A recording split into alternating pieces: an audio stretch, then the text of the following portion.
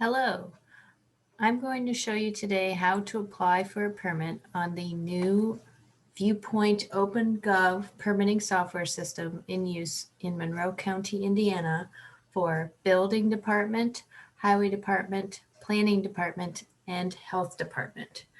So in order to start out with an application to the software, you will want to visit the Monroe County homepage, co.monroe.in.us, and it will be accessible if you go to the building department's homepage. There will be a link forthcoming that will show you how to access the site directly. Alternatively, you can go to the link directly. It is monroecounty.in.viewpointcloud.com. The first step that you will want to do is to sign up for an account. You will need to sign up using your name, email information, and setting up a password. This account will be used to contact you in the future for applications that you submit. So it is very important that you check this email and make sure that initially when you set up, you activate the account. It may end up in your spam account at some point, so you will want to check there if you don't receive the activation link. For now, I'm going to log in as a user since I do have an account set up already.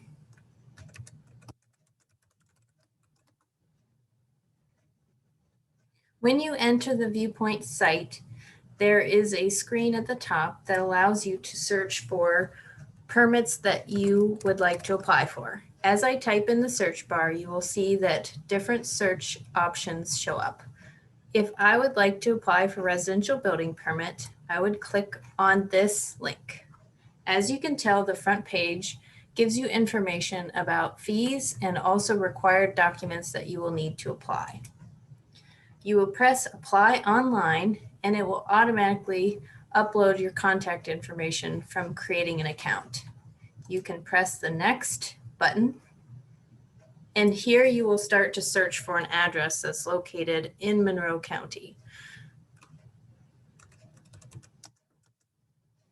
As you start to search, note that you will want to type in the full address number as well as a pre-directional in order to go ahead and select the site of your choosing.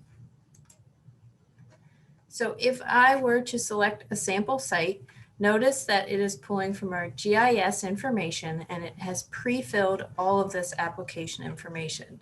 This is just a test and I am not using this address for submitting a real application, but just for showing purposes.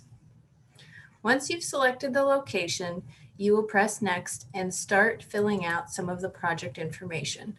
On this one in particular, you have a series of questions, and as you answer those questions, different questions may arise.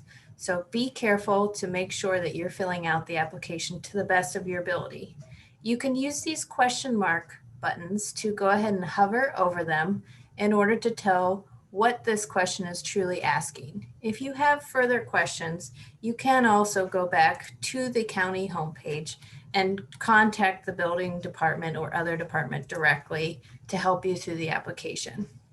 The asterisks next to certain questions do show that the question will be required and that you will not be able to proceed without filling out those questions first. So be sure to go ahead and fill out that information as precisely as you can. I'm going to pretend to fill out this application just so that you have an idea of what this would look like.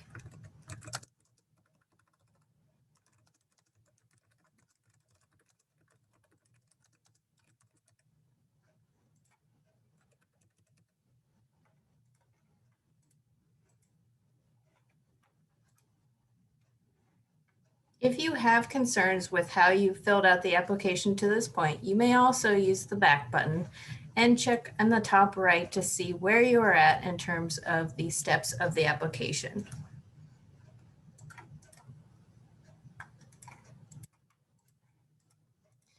I am just using test information, so please do fill this out correctly. Note that there are directions for each of the details under the application. So under project details, be sure to read any directions that may be listed. So in this case, please list only the square footage of the affected area, so not the entire structure. So my remodel is only taking place on the first floor. There are no decks, covered porches, garages, basements, and I'm not proposing any new bedrooms. And again, these questions will be specific to the application that you are applying for. So do not be alarmed if you fill out an application that does not include these questions. Each application is different.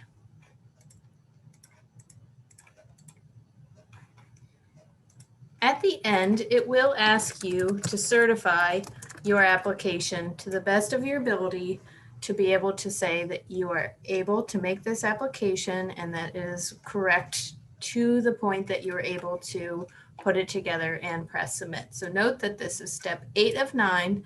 I could either save it as a draft or continue to submit it.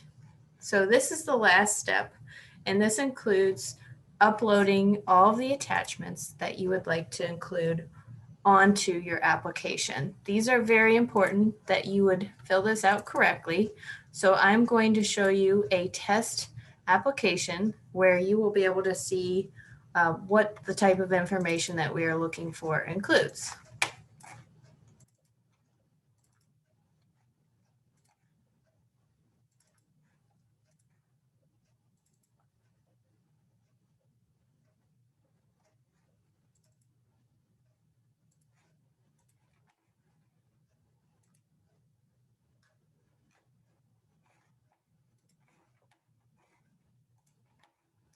Each attachment is able to handle up to 100 megabytes of data. So that means that if you have a large file and you're worried that it will not be uploaded, you may try and upload it and see if the bar goes all the way to 100% and shows your file underneath. Note that some of the attachments are not required initially to submit your application. In this case, there may be things that are required later on in the process that staff will alert you to as you get further along. So I'm going to go ahead and submit this application and verify all of the information is correct. Once I've done that, I will press confirm and submit.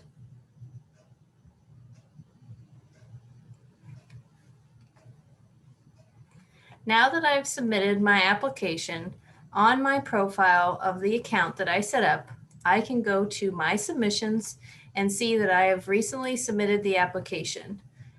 I can also see any of the attachments that I have and upload any new versions of the file that are required either by staff or as new information becomes available. Also note on the left-hand side, the items that are highlighted in blue will show you where the process is in terms of staff review of your application. As you can see, building intake review is highlighted right now. That means that someone at the building department must first review the intake before going on to future workflow steps. If you have questions or you want to contact that person directly, you can send a message directly here and send a message. And they will see that message and be able to respond back to you within this software. What is nice is that you've also tied it to your email address, which means when new steps become live, such as when the permit fees are due, or if someone has a question for you, you will also receive an email notification to let you know you need to sign back into this account. Please make sure to keep your password in a safe place.